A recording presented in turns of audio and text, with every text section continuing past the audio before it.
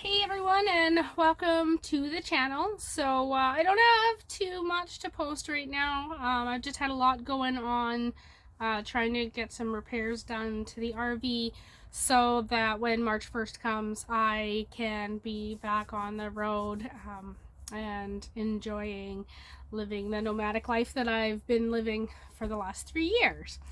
I have posted on my Instagram, like I've shared stories, and as many of you know, kind of what's been going on in Canada here with the protests and stuff like that.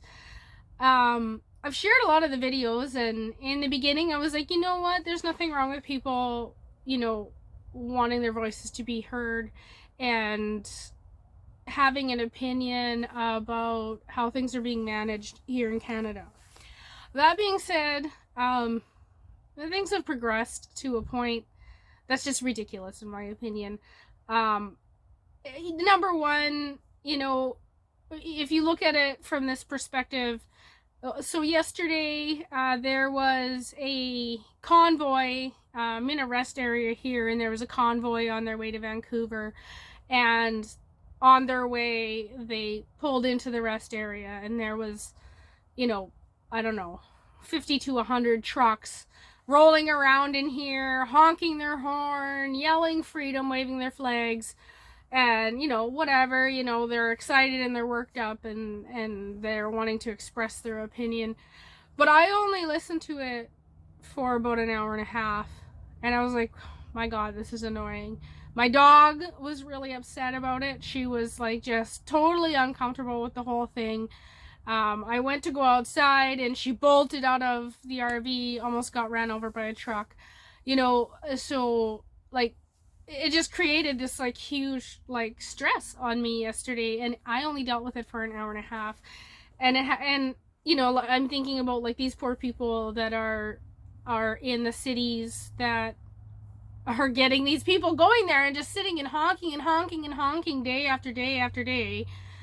And I'm thinking, no wonder they're like losing their mind and like going outside and telling these people go home, like, because I would be too. I only dealt with it for an hour and a half, and I was like, okay, it's enough, guys. Like, so like I got a little bit of a taste of it myself, and I'm really feeling a bit of sympathy for those of you who are out in Ottawa and stuff like that, and other cities, Vancouver and things like that, that have this going on for long periods in your city. It's very stressful, and in the big picture, I don't really know what they think this is gonna actually do. We have a prime minister in place. He was voted into place, and I have a feeling that many of these people that are participating in this probably actually voted for him. So it's kind of you made your bed, sleep in it. You're just going to have to wait out his term and maybe vote for someone else if you don't agree with what's going on and what he's pushing for. Then maybe on the next election you should vote differently.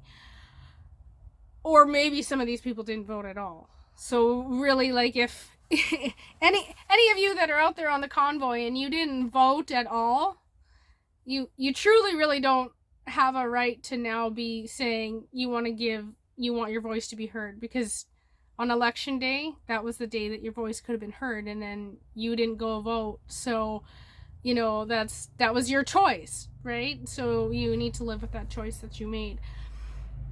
And these are all just my opinions. You can agree and you can disagree, of course. Everybody's got their own opinions, and there's nothing wrong with that. It's the luxury of the world that we live in, that we're allowed to have an opinion.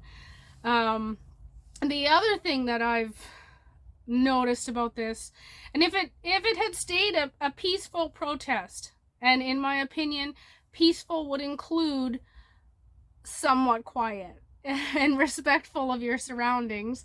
If it had remained a peaceful protest, there's nothing wrong with that.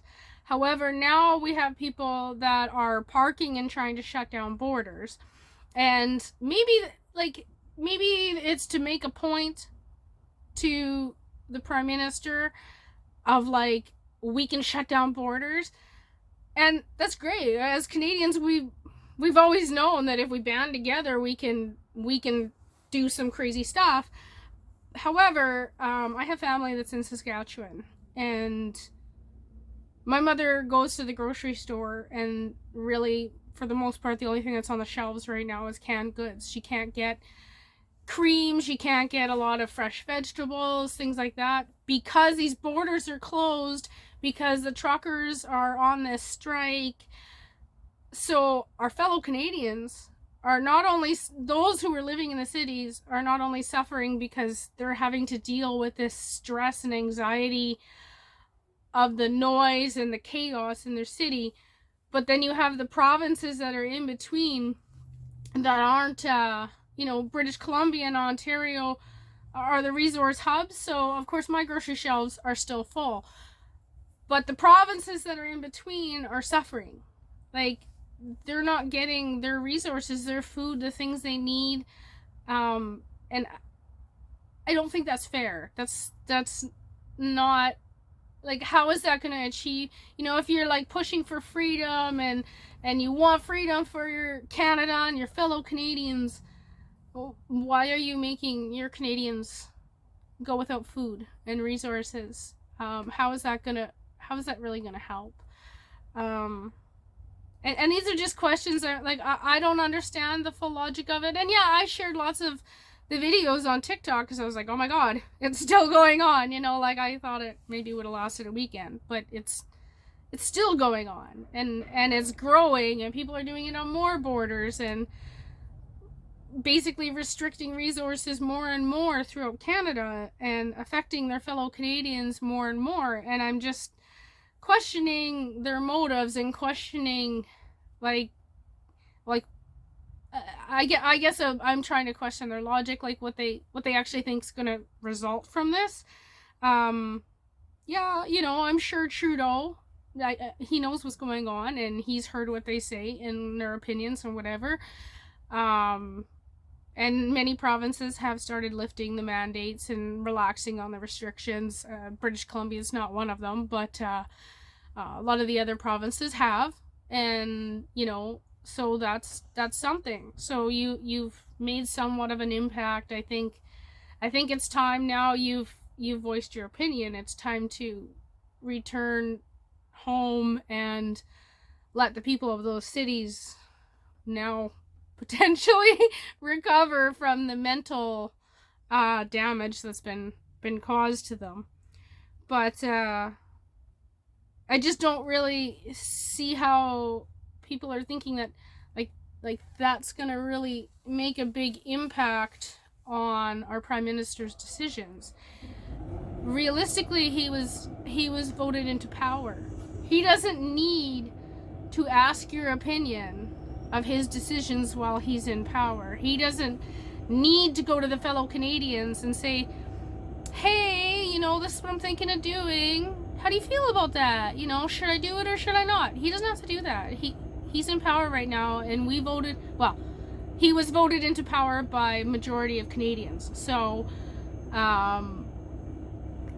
if you don't want him in power next time, then don't vote for him. That's kind of how I see it. And those of us who didn't vote for him, like me personally, like here's my situation.